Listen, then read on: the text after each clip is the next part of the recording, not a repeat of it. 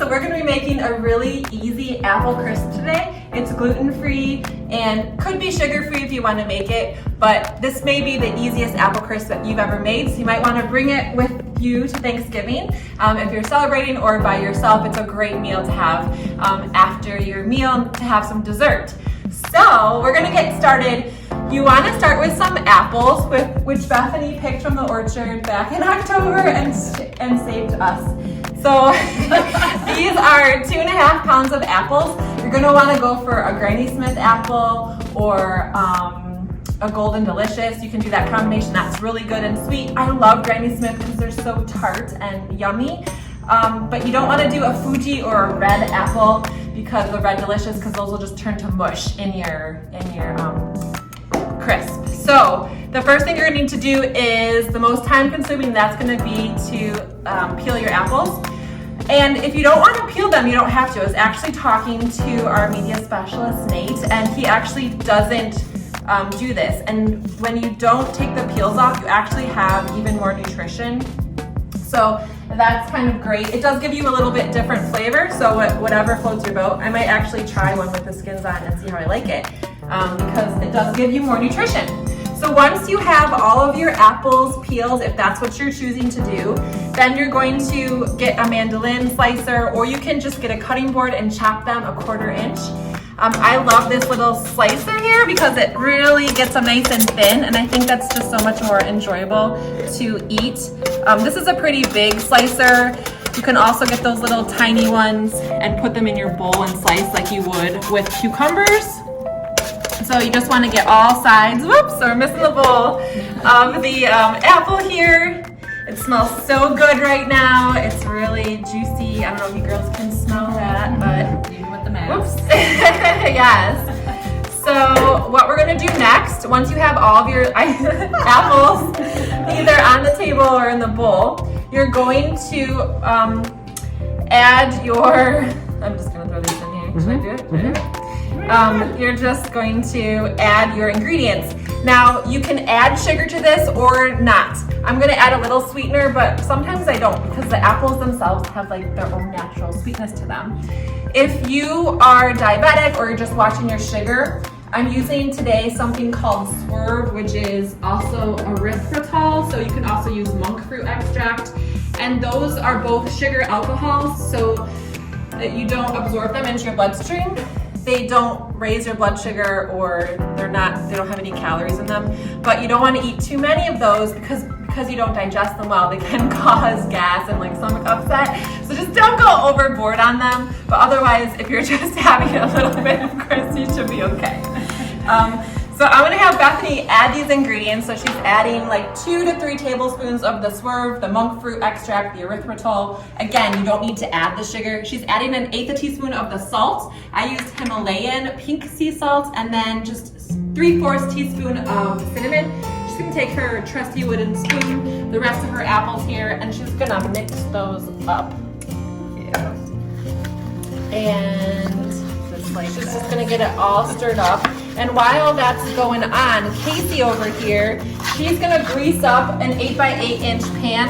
And don't forget to preheat your oven to 350. I meant to tell you that in the beginning. You wanna preheat your oven to 350. So Casey just took a paper towel, some coconut oil, and she's massaging that oil into the pan, getting all of the sides, the bottom. You really don't forget about those sides. You don't want anything to get stuck. So she's doing a great job with that. Once Bethany has everything stirred up with the apples, the sliced apples, the cinnamon, the sugar, it's really coming together, she's gonna toss that into the oiled, greased pan, 8 inches by 8 inches. So we'll go ahead and add that in. If you wanna hold that for me. Good. For your bicep, your shoulder, your So forearm. true. Get a workout while baking. That's exactly true. So if we had done the 2.5 pounds, which is about 6 to 7 apples, it would fill the whole pot. We're just showing you here today. So in that same bowl, we're gonna combine the strudel, the streusel mix.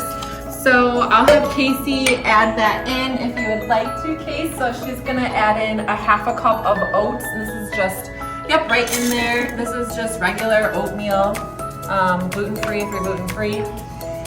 Then she's gonna add in a fourth a cup to a half a cup of this sugar replacement. Again, it's not a fake sugar, it's a sugar alcohol. So it's not bad for you.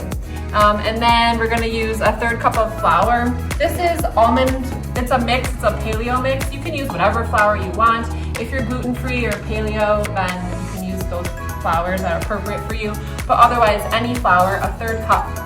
And finally, some kind of shortening. We're using extra virgin coconut oil. You can use butter, you can use ghee, you can use oil shortening. And then this is the hard part, is that you want to mix this all up, and you're gonna wanna use your fingers so that you can break up the butter or the coconut oil, whatever you're using, so that it can coat all of the oats and the flour, because you want this strudel to be a little crispy. And if it's not all covered in the oil, you might even need to add more oil to get everything covered. So while you're mixing, you can sing songs. So Bethany is gonna bring out a song for us. From 2005. Hey, whatever your favorite year is, I will sing it for you. TikTok dances. I was like, what is ghee? I don't know. Ghee is actually clarified butter. So they take the milk fat off of it. They use it a lot in Indian cooking. If you have dairy intolerance, ghee is a great source. It just tastes, it's like butter, but it's bright yellow. Yeah, it's really good. The coconut oil works really well with this recipe. Again, so if you have gluten-free family members, it's a great recipe to bring for them that they can enjoy. If you have family members that are watching their sugars, the only sugars would be the apples in this recipe.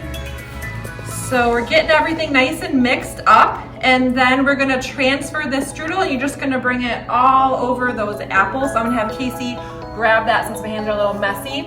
And she's just gonna pour the bowl of strudel over the apples. Yep, right on top there. It's delicious. Yeah.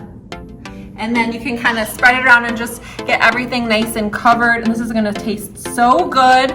We're gonna stick it into our easy bake oven. Now your oven's set at 350 degrees for 50 to 60 minutes, kind of a long time, because you really want those apples to get nice and soft.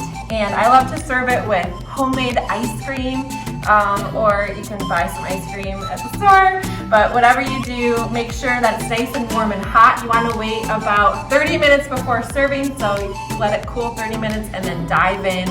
Would love to know how the recipe turns out for you if you make it. Thanks for joining us in the Healthy Kitchen today. Again, we have Bethany Lockman, Casey Weeks, and myself, Sandra Seaver. Thanks so much for tuning in today. We will see you next time. Bye.